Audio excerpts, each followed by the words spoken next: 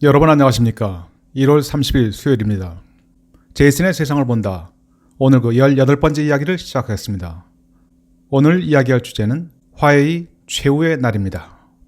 1월의 마지막 주입니다. 중국 관련 뉴스가 연일 세계를 흔들고 있습니다. 1월 28일 미 법무부가 중국 최대 통신장비 업체인 화웨이사와 멍안자오 화웨이 부회장 겸 최고 재무 책임자를 영업기밀 탈취와 금융사기 등의 혐의로 전격 기소했습니다. 이에 대해서 중국 외교부는 미국이 특정 중국 기업의 정상적이고 합법적인 경영활동을 말살하려고 한다 하면서 성명문을 발표하면서 분노했습니다. 중국의 분노와 탄식이 하늘을 찌르고 있습니다. 그러나 1월 30일부터 31일까지 워싱턴에서는 미국과 중국 간의 장관급 무역협상이 예정대로 진행됩니다. 류호 부총리와 이강 인민은행 총재 등으로 구성된 중국의 고위급 대표단은 화웨이에 대한 미 법무부 발표가 나온 1월 28일 워싱턴에 도착했습니다. 세라 샌더스 백악관 대변인은 화웨이 기소와 미중 무역협상은 전적으로 별개다라는 점을 강조함으로써 중국 협상대표단의 입을 틀어막고 나섰습니다. 2018년 1월 28일 이날은 세계 최대 통신장비 업체인 화웨이로서는 사형 선고를 받은 날로 오래도록 기억될 것입니다. 미국은 화웨이와 함께 또 다른 중국 기업 GTE에 대해서 쉼없이 타격을 가하고 있습니다. 미국이 이들 중국 기업을 이렇게 집중 공격하는 이유는 무엇인지 한번 살펴보겠습니다. 영화 주유소 습격 사건입니다. 명배우 유호성의 명대사를 떠올려봅니다. 그는 얘기합니다. 옆에 놈들이 아무리 나를 때려도 난 한 놈만 죽을 때까지 팬다. 그러면 나중엔 살려달라고 한다. 특정 목표만을 과도하게 공격함으로써 집단 전체의 공포감이 확산되도록 하는 선택과 집중 원칙에 충실한 아주 좋은 방법입니다. 트럼프 대통령 정부는 중국의 디지털 굴기를 꺾기 위해서 지금 화웨이와 GT에 대해서 융단 폭격을 실시하고 있는 것입니다. 미국이 화웨이에 대해서 붙인 죄목은 화려합니다. 워싱턴주 대배심은 미국 이동통신사 T모빌사의 기밀 탈취 등 10건의 혐의를 적용했습니다. T모빌은 2014년에 스마트폰 테스트 로봇인 태피에 대한 기술을 탈취했다면서 화웨이를 상대로 민사소송을 제기한 바 있습니다. 그리고 2017년 480만 달러의 배상금을 받았습니다. 태피는 로봇 탭 해피의 줄임말입니다. 로봇 해피는 인간의 손가락과 유사한 터치감을 지니고 있습니다. 이 로봇팔로 쉬지 않고 스마트폰을 터치하면서 각종 기능을 테스트해서 소비자들이 수주간에 걸쳐서 사용하는 스마트폰 기능을 단 몇 시간 만에 모두 테스트할 수 있는 기능성 로봇입니다. T모빌사는 다양한 종류의 스마트폰을 출시하기에 앞서서 이 시스템을 통해서 소비자들의 불만사항을 사전에 파악하고 반품 가능성을 획기적으로 줄일 수 있었습니다.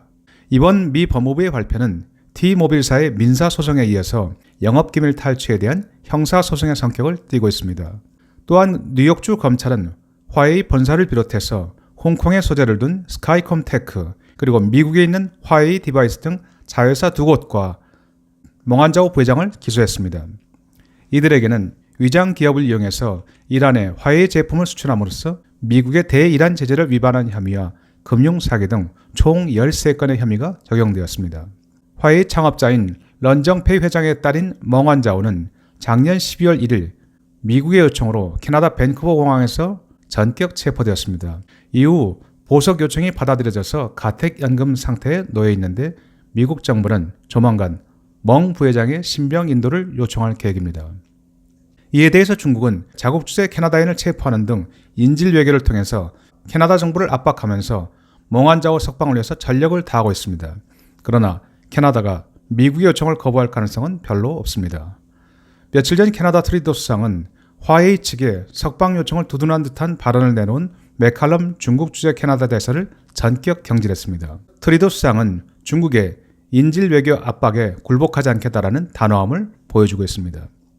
이제 중국 통신기업 화웨이 최후의 날이 다가오고 있습니다. 영화 장면을 한번 떠올려 보겠습니다. 1996년에 제작된 영화 더 그린 마일입니다. 여기서 교도관 폴은 사형수를 라스트 마일이라고 불리는 녹색 복도를 지나서 전기 의자가 놓여있는 사형 집행장까지 안내합니다. 지금 중국 기업 화웨이를 사형 집행장으로 이끄는 이는 바로 미 공화당 상원의원 톰 커튼 의원입니다. 금년 1월 16일 미 의회는 통신 거부 명령 강제 집행법으로 불리는 법안을 발의했습니다.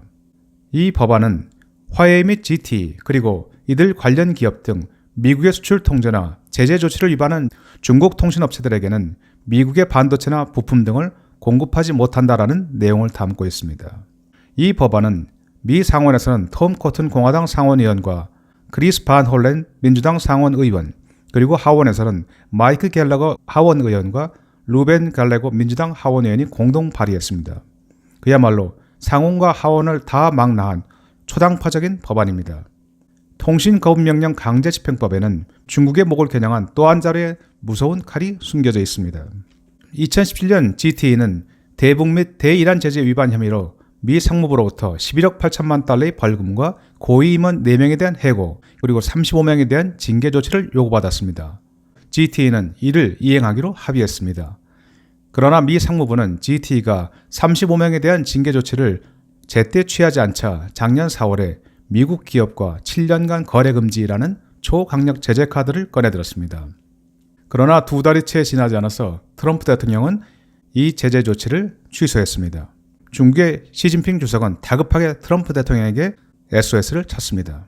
결국 트럼프 대통령은 GTE에 부과했던 7년간의 거래금지 제재를 작년 6월에 해제했습니다. 미 의회는 이러한 트럼프 행정부의 미온적 대응을 막기 위해서 이번에 발의된 통신거부명령 강제집행법에는 이러한 조항을 하나 더 삽입했습니다. 즉, 중국 기업이 의무를 충실히 이행하는 관행이 정착될 때까지 미 행정부는 부과한 페널티를 변경하거나 처리할 수 없다라는 내용입니다. 트럼프 대통령의 중국 기업에 대한 제재 해제 및 완화 가능성을 사전에 완전 차단하겠다는 의미입니다. 이번 법안은 작년 8월에 화웨이와 GTE가 미국에 통신 장비를 팔지 못하도록 한 조치에서 한 발 더 나아가서 이제 중국 기업들로 하여금 미국에서의 사업을 접는 것은 물론 중국이나 여타 국가에서의 사업 기반 확장에도 치명타가 될 것이 분명한 사안입니다.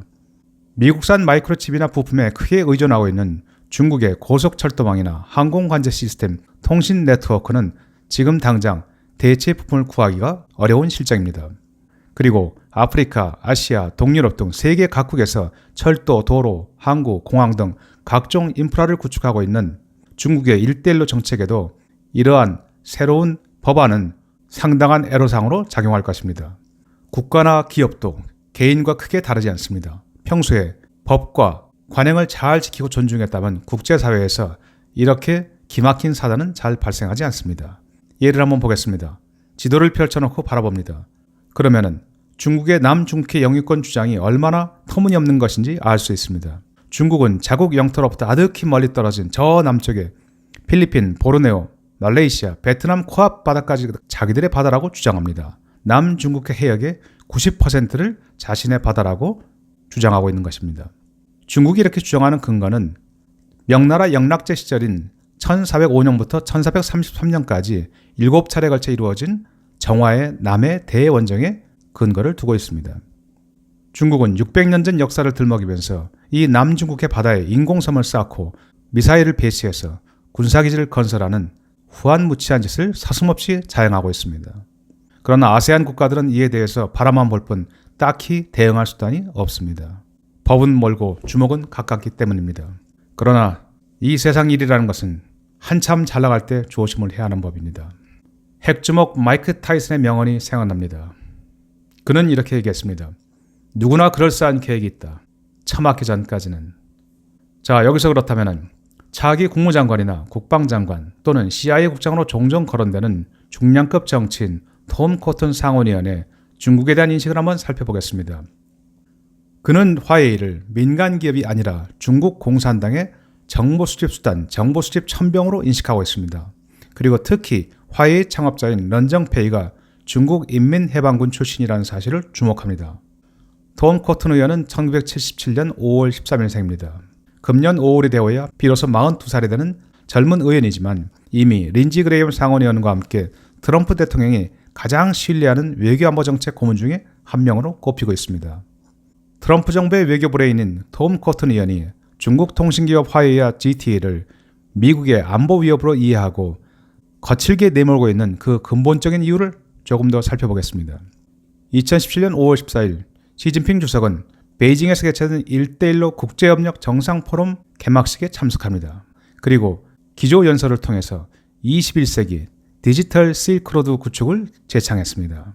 1대1로가 벨트를 통해서 육상 루트를 개척하고 로드를 통해서 해상 루트를 개척한다면 여기에 디지털 실크로드를 추가해서 디지털 경제, 인공지능, 나노 테크놀로지, 퀀텀 컴퓨팅, 빅데이터, 클라우드 컴퓨팅, 스마트 시티 등 전 분야에서 세계를 리드하고 나가겠다는 원대한 구상이었습니다.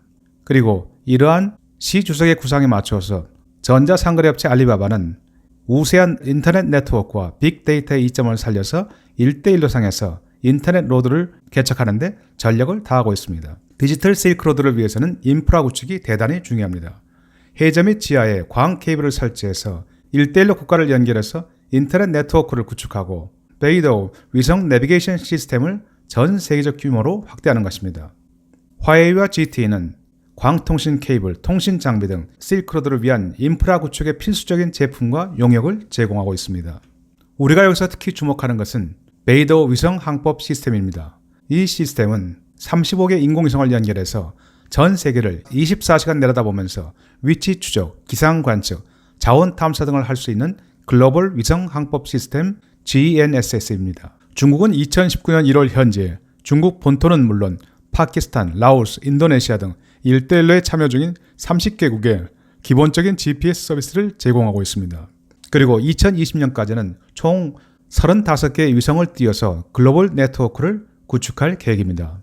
이 네트워크를 통해서 미국의 위성 항법 시스템인 GPS보다도 100배 이상 정확한 위치 기반 서비스를 전 세계에 제공한다는 계획입니다. 그리고 미국 주도의 GPS 네트워크를 벗어나는 것은 물론 2025년부터는 아예 미국을 압도하겠다라는 것이 중국의 의도입니다. 중국은 GPS 시장이 2020년 570억 달러에서 2025년에는 1,500억 달러 규모로 급증할 것으로 예상하고 있습니다. 그리고 중국은 베이더 위성 항법 시스템 운영을 통해서 가령 미국과의 군사적 충돌이 있을 경우 자국 군함과 전투기가 미국의 GPS 교란 작전의 위험에서 벗어나서 독자적인 군사활동을 전개할 수 있을 것으로 기대하고 있습니다. 미국이 중국의 디지털 실크로드 견제에 나서는 또 다른 이유가 바로 여기에 있습니다. 이제 미국은 중국에 대해서 경제적, 군사적 우위를 결코 허용하지 않겠다라는 단호한 결의를 보이고 있습니다. 그리고 이러한 맥락에서 디지털 실크로드 인프라 구축의 핵심 기업으로 떠오르고 있는 화웨이와 GT에 대해서 전면 공격을 하고 있는 것입니다. 이제 이들 중국 기업들은 미국은 물론 우방국들에게서도 서서히 외면을 당하고 있습니다. 영국, 프랑스, 독일, 일본, 호주, 뉴질랜드, 그리고 노르웨이가 화웨이의 5G 도입에 대해서 반대 입장을 분명히 했습니다. 그리고 폴란드와 체코도 화웨이로부터 5세대 이동통신 시스템을 도입하지 않겠다라는 쪽으로 기울고 있습니다. 특히 폴란드는 금년 1월 11일 화웨이 폴란드의 판매 책임자와 사이버 전문가를 스파이 혐의로 체포했습니다. 그리고 EU 및 나토에 대해서 화웨이 제품 금지 여부에 대해서 공동 입장을 검토하자라고 요청하고 나섰습니다. 과연 화웨이가 앞으로도 세계적 기업 위상을 유지할 수 있을 것인지 주목되는 부분입니다. 조만간 미국이 캐나다로부터 몽안자오 부회장의 신병을 인도받는 순간 미국과 중국 간의 거친 싸움은 이제 무역 전쟁을 넘어서 새로운 전선을 형성하게 될 것입니다. 그리고 미국은 5G 도입 문제에 있어서 우방국들에게 중국과 미국 간의 최종 선택을 요구할 것입니다. 그 어디에도 중간지대는 없습니다. 미국은 화웨이로부터 5G를 도입하는 국가에 대해서 미국의 우방국이 아닌 중국의 이익에 기여하는 국가로 판단할 것입니다. 화웨이와 5G, 한국의 현재와 미래의 동맹국은 과연 누구인지 우리에게는 중요한 결단의 순간이 다가오고 있습니다. 여러분, 감사합니다.